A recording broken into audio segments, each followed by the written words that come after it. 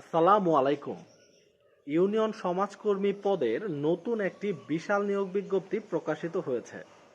আজকের এই ভিডিওতে ইউনিয়ন সমাজকর্মী পদের বেতন ভাতা, কাজ ও প্রমোশন নিয়ে বিস্তারিত আলোচনা করব। আপনারা যারা ইউনিয়ন সমাজকর্মী পদে আবেদন করবেন ভাবছেন, তারা অবশ্যই ভিডিওটি শেষ পর্যন্ত দেখার চেষ্টা করবেন। তাহলে এই পদ সম্পর্কে বিস্তারিত সকল কিছু জানতে পারবেন।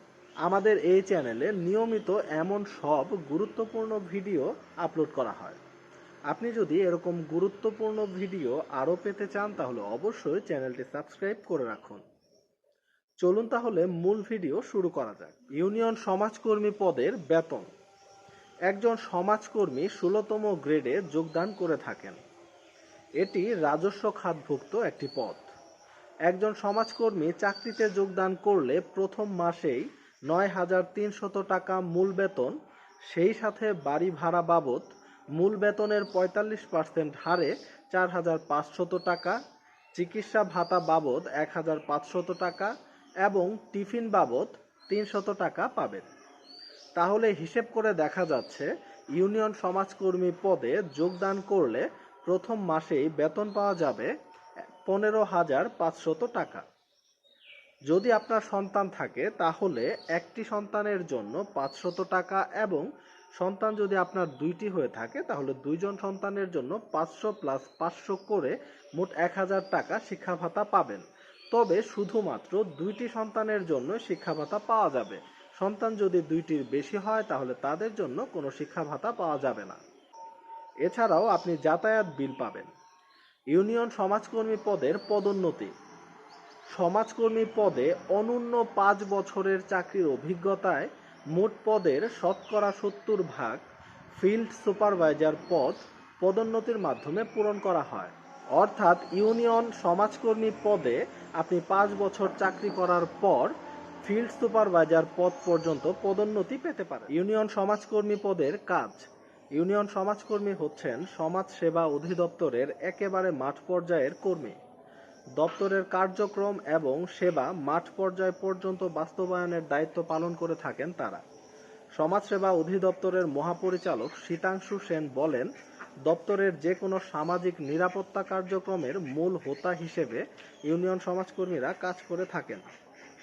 এর মধ্যে পল্লী সমাজসেবা কার্যক্রম, পল্লী মাতৃকেন্দ্র কার্যক্রম, এসিড দগ্ধ ও পুনর্বাসন কার্যক্রম অন্যতম। এছাড়া সামাজিক নিরাপত্তা সেবার আওতায় বয়স্ক ভাতা, প্রতিবন্ধী ভাতা, প্রতিবন্ধী শিক্ষার্থীদের জন্য শিক্ষা উপবৃত্তি, মুক্তিযোদ্ধা সম্মানী তথা সব ধরনের ভাতা প্রাপ্য ব্যক্তিদের কাছে পৌঁছে দেওয়া ও তাদের তালিকা প্রণয়নের কাজ করতে হয় সমাজকর্মীদের। এক কথায় বলতে গেলে সরকারের যাবতীয় সমাজসেবা কাজের বাস্তবায়ন করতে হয় ইউনিয়ন সমাজকর্মীদের। ইউনিয়ন সমাজকর্মীর দায়িত্ব ও কর্তব্য। সমাজসেবা অধিদপ্তরের নির্ধারিত প্রতিটি সেবা কার্যক্রম গ্রহণ এবং সেবা মাঠ পর্যায়ে বিস্তার ও বাস্তবায়ন করায় ইউনিয়ন সমাজকর্মীর মূল কাজ। মাঠ পর্যায়ের স্থানীয় জনগণের সাথে অধিদপ্তরের সমন্বয় সাধন করা। সামাজিক নিরাপত্তার সকল প্রকল্প অথবা সুযোগ সুবিধা মাঠ পর্যায়ে বাস্তবায়ন করা।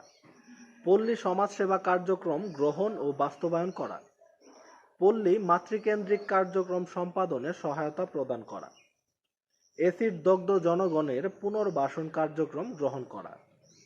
বয়স্ক ভাতা, বিধবা ভাতা, প্রতিবন্ধী ভাতা, প্রতিবন্ধী শিক্ষার্থীদের বৃত্তি অথবা উপবৃত্তি প্রদান করার কাজে সহায়তা প্রদান করা।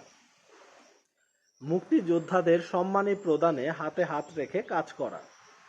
স্থানীয় জনপ্রতিনিধিদের সাথে যোগাযোগ করে অসচ্ছল, বয়স্ক, মুক্তিযোদ্ধা, প্রতিবন্ধীদের সেবা প্রদান করা এবং তার তালিকা প্রণয়নে সাহায্য করা।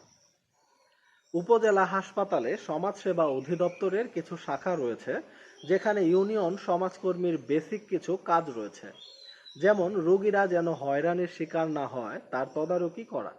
এছাড়া অসচ্ছল রোগীদের ঔষধ আনয়নে সহযোগিতা করাই ইউনিয়ন সমাজকর্মীর মূল কাজ।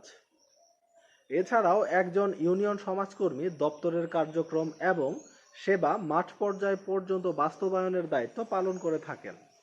আশা করি ইউনিয়ন সমাজকর্মী পদ নিয়ে আপনাদের সকল প্রশ্নের উত্তর আপনারা পেয়ে গেছেন। তারপরও যদি আপনাদের কোনো কিছু জানার থাকে তাহলে অবশ্যই কমেন্ট করবেন। দেখা হবে নতুন কোনো ভিডিওতে নতুন কোনো গুরুত্বপূর্ণ টপিক নিয়ে। ততক্ষণ পর্যন্ত ভালো থাকুন।